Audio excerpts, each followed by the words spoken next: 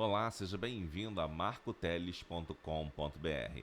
Fiz algumas melhorias no áudio aqui, espero que esteja bem melhor, porque o áudio realmente estava muito horrível dos meus vídeos. Este vídeo eu estou fazendo sem roteiro, exatamente porque é uma resposta a uma pessoa, um assinante do canal que pediu que eu desse um exemplo melhor de um vídeo que eu já gravei, como pregar sem ser pastor, tá? Então eu vou explicar para você dando um exemplo de como pregar na forma como eu explico naquele vídeo, que é o que? Usando uma história bíblica. Essa história, por exemplo, pode ser uma parábola. Nós vamos usar a parábola das virgens nécias e das virgens prudentes, que está em Mateus 25, de 1 a 13. Você começa iniciando, dando boa noite à igreja, ou a paz do Senhor, ou como for na sua igreja, e diz do que você vai falar, pede para abrir o texto bíblico. No nosso caso, Mateus 25, de 1 a 13. E você espera um pouco as pessoas abrirem as Bíblias, pode confirmar se elas abriram as Bíblias, e começa a ler. Então o reino dos céus será semelhante a 10 virgens que, tomando as suas lâmpadas, saíram ao encontro do esposo. E 5 delas eram prudentes e 5 loucas. E segue o texto até o último versículo, né? Como eu estou dando só um exemplo, eu não vou fazer a pregação, obviamente. E chegando no último versículo, depois chegaram também as outras virgens, versículo 11, dizendo: Senhor, Senhor, abre-nos. E ele respondendo disse: Em verdade vos digo que não vos conheço. Vigiai, pois, porque não sabeis o dia nem a hora em que o Filho do Homem há de vir. Aí, como você terminou de ler o texto, você começa a falar: essa lição, essa história, nos traz uma lição importante, certo? Mas o que essa história nos diz? Você pode falar assim: o que essa história nos diz? Nos diz, aí você reconta a história. Só que agora você vai falar com as suas palavras, como você contaria para uma pessoa, para um amigo seu. Você não vai objetivamente reler a história, mas você vai contar. Você pode até voltar ao texto para dizer: no versículo tal está dito isso. Mas você vai contar a história. Por exemplo, podemos dizer o seguinte: realmente existiam 10 virgens, sendo que 5 delas eram prudentes e 5 eram imprudentes. Elas saíram para o encontro das núpcias com o noivo, e o noivo iria recebê-las, mas elas tinham que levar candeias, ou seja, lamparinas, para iluminar o caminho até lá, porque já era escuro. E essas noivas saíram e levaram as suas candeias. Só que aquelas noivas que eram imprudentes levaram pouco azeite e não estavam com tanto azeite suficiente para manter as lâmpadas acesas até o momento em que o noivo chegasse. E o que aconteceu? Em determinado momento elas viram que não conseguiriam manter a luz e pediram àquelas virgens prudentes que lhes dessem do seu azeite. As virgens prudentes negaram, porque era necessário que elas voltassem e adquirissem o azeite. Então aquelas virgens imprudentes voltaram para adquirir o azeite, e nesse meio tempo o noivo chegou e recebeu aquelas virgens prudentes para a festa. E quando as virgens imprudentes chegaram, elas bateram na porta, reclamaram, mas o noivo não as recebeu, porque elas não agiram com a prudência devida.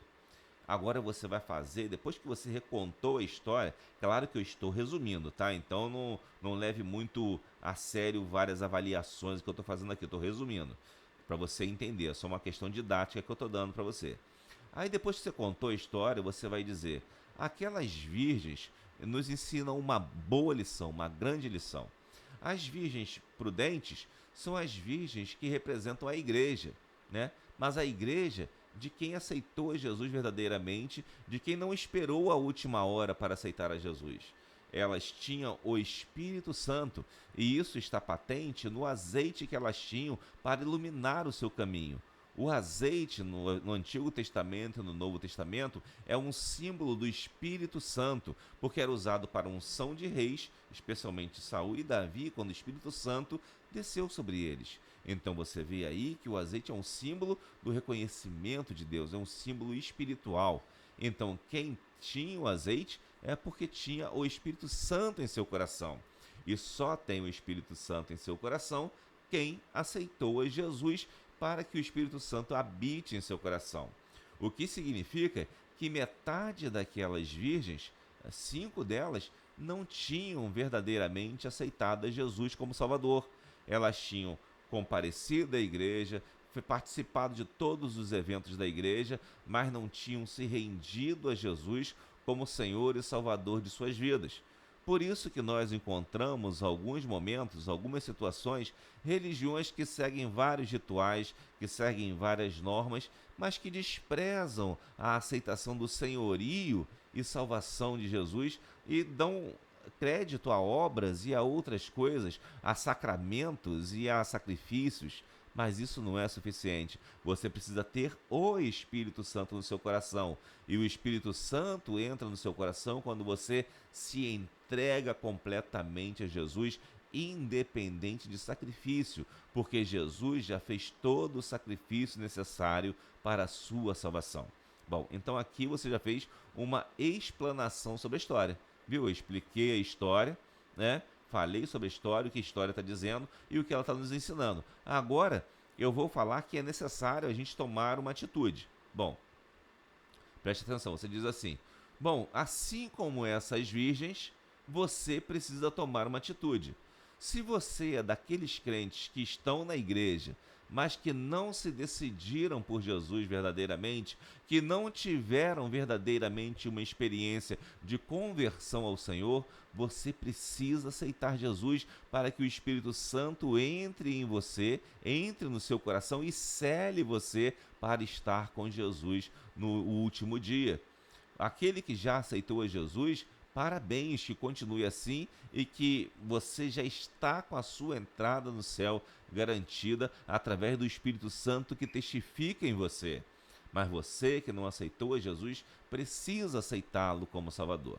Beleza? Então coloquei aí a situação em si, a condição, as duas condições que existem e o que era necessário fazer. Agora eu vou fazer o apelo, ou seja, vou apelar para aqueles que não aceitaram Jesus, mas que fazem parte da igreja e que precisam se decidir por Jesus para que façam essa decisão. Veja bem, seria mais ou menos assim: eu quero apelar para você que ainda não aceitou a Jesus como Salvador, mesmo que participe de todos os eventos da igreja, mesmo que venha a todas as coisas da igreja, que aceite a Jesus ainda hoje como seu Salvador, porque no dia em que Jesus voltar, não interessa só estar presente, só estar próximo da igreja. Enquanto a igreja está aqui na terra, você é iluminado pelo bem-estar da igreja, porque o Espírito Santo está nos nossos corações e faz com que passemos isso para as pessoas que estão em volta, ou seja, salguemos o mundo fique temperado pela presença dos cristãos. Entretanto, no último dia, esse tempero não será suficiente. Você terá que ter o sal, a luz em si mesmo, que é o Espírito Santo. E para isso, você precisa tomar uma decisão por aceitar a Jesus como seu Salvador. Então, aceite a Jesus como seu Salvador hoje. Aí você fez então um apelo e você conclui. Você pode insistir no apelo ou não. Tem pessoas que gostam de insistir no apelo, acham que se não insistir não foi um apelo adequado, e outras pessoas entendem que você tem simplesmente deixar claro o que a pessoa deve fazer. Eu sou mais dessa linha. Você deve deixar claro o que a pessoa deve fazer. Se ela vai tomar a decisão naquele momento ou mais para frente, não vai ser o muito repetir que vai resolver. Mas isso aí depende do seu ponto de vista, tá? Isso aí está em aberto. Você pode repetir aquele apelo, insistir mais para a pessoa aceitar ou não. E por fim, você encerra orando, fazendo uma oração. Não vou fazer oração aqui, porque como é só uma aula e um vídeo, não faz